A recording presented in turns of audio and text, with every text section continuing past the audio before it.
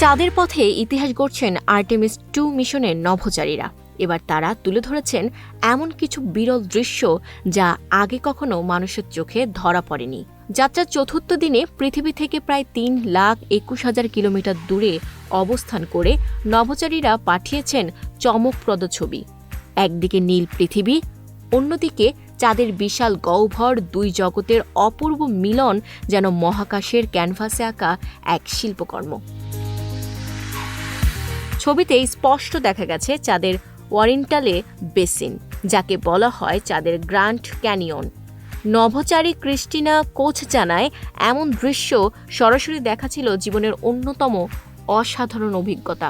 মিশনের পরবর্তী ধাপে তারা প্রবেশ করবে লুনার প্রভাব বলয়ে, যেখানে চাঁদের মহাকর্ষীয় প্রভাব আরও শক্তিশালী হয়ে উঠবে।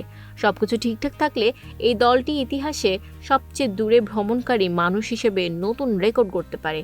এই অভিযান শুধু নতুন দৃশ্য নয়, মানবজাতির ভবিষ্যৎ চাঁদ ও মঙ্গল অভিযানের পথও তৈরি করছে। মহাকাশের অজানা রহস্য উন্মোচনে আর্টেমিস 2 এক নতুন যুগের সূচনা। Desk report, news flash 71।